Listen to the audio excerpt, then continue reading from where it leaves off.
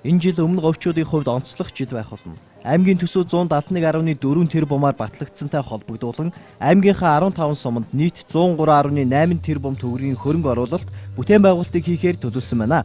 3 сарын 18-ны өдөр албан ёсоор бүтээн байгуулалтын ажлуудыг хэд хэдэн цэгт эхлүүлж, ажлын байрны нээлттэй өдөрлөг, төрийн байгууллагуудын төвлөрсөн нэг цэгийн үйлчилгээг иргэдэд олон нийтэд хүргэлээ.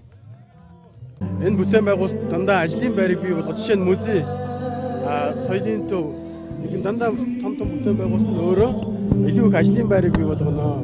Энэ бол өмнө аймгийнхаа хэмжээнд бол 103 тэрбум төгрөгийн бүтээн байгуулалт маш том бүтээн байгуулалт болж байна гэсэн. Цаашлаад улсын суурь гэсэн дэдгүү бүтээн байгуулалтууд бол нэлээд 150 орчим сая төгрөгийн бүтээн байгуулалт бол тэрбум төгрөгийн бүтээн байгуулалт болно. Мөн одоо хувийн хөвшил буюу концессор нийтдээ 2 орчим тэрбум долларын бүтээн байгуулалт өмнө аймагт хийгдэх гэж байна. Тэгэхээр энэ жилийн хийгдэх гол ажлууд бол бид нийгмийн салбар, боловсролын салбарт одоо цэцэрлэг сургуулийн барилга барина. Эрүүл мэндийн салбар шинээр эмнэлэг, аймгийн төвийн бүсийн онцлог амжилтгааны төв, говийн аймагуудын төвийг одоо барьж дуусгана. За мөн сумдад эмнэлгийн барилга барина. Эмнэлгийн тоног төхөөрөмжийн хангалт хийн. За нөгөө талаас төрийн захиргааны чиглэлээр нутгийн удирдлагын ордны барилгуудыг сумддаа хийн. За мөн одоо захиргааны дамжуулах шугамын өргөтгөл, айл өрхүүдийг цахилгаантай болгох, хөлийн боомтуудад цахилгааны шугамын өргөтгөлийг ажлуудыг хийн. Сүүлийн жилүүдэд хүн ам олноор төвлөрч буйтай холбоотой бүхий салбарыг хамруулсан бүтээн байгуулалтын ажлуудыг хийхээр төлөвлөд байна. Тухайлбал соёл урлагийн салбарыг дэмжиж 13.5 тэрбум төгрөгөөр хөгжимч жүжигний театрыг барина. Мөн тус аймаг нь аялал жуулчлалын томоохон салбар болдог учраас аймагтаа олон төрлийн түүхийн дурсгалыг хадгалан хамгаалахад зориулсан музейн шинэ барилгыг барих зэрэг томоохон бүтээн байгуулалтыг хийнэ.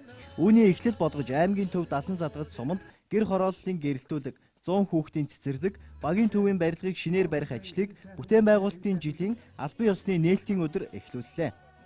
Тэгээ ер нь сүүлийн үед аймаг орон нутгийн удирдлагууд манаас энэ бүтээн байгуулалтын ажилд орон нутгийн компаниудыг илүү одоо төлхөө оролцуулах, энэ одоо ард иргэдээ энэ компанийнхаа одоо залуучдыг бас ажилтай байлгах талаар бас бодлого барьж ажиллаж тэрийг бас хэрэгжүүлж байгаа.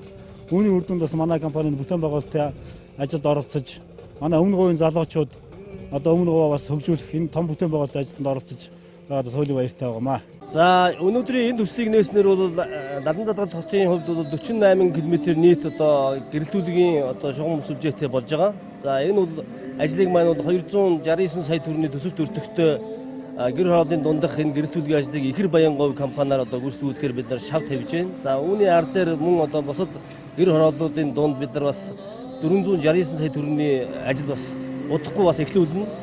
За мөн Далан задгад сумын төвд энэ жил 7.2 км автсан баригдах чинь. За энэ автсамыг дагсан гэрэлтүүлэг, явган хүний зам хамтдаа зохицороо мөн одоо бас хийдэгдэнэ.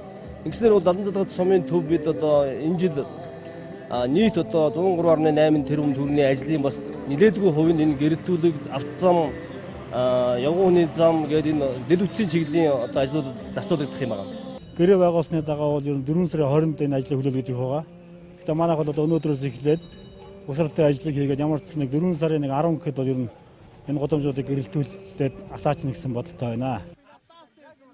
Мөн өмнө говьчуудын бүтээн байгуулалтын жилийн нээлтийн өдөр олон улсын чанар стандартад нийцсэн хөл бөмбөгийн талбайг орон нутгийн төсвийн 900 гаруй сая төгрөгөөр байгуулан албан ёсоор ашиглалтанд орууллаа. Дэлхийн спорт өмнө говьд хөгжих боломж ийхүү бүрдэж байна.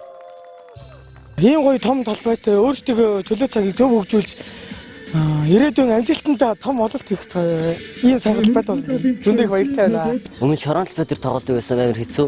Тэгээ ховц нар тоосолт байсан. Энэ талбай дээр тоглолтсноор ядахтаа хүмүүс идэвхтэй ирж тэгээд туршлага солилцох их болно.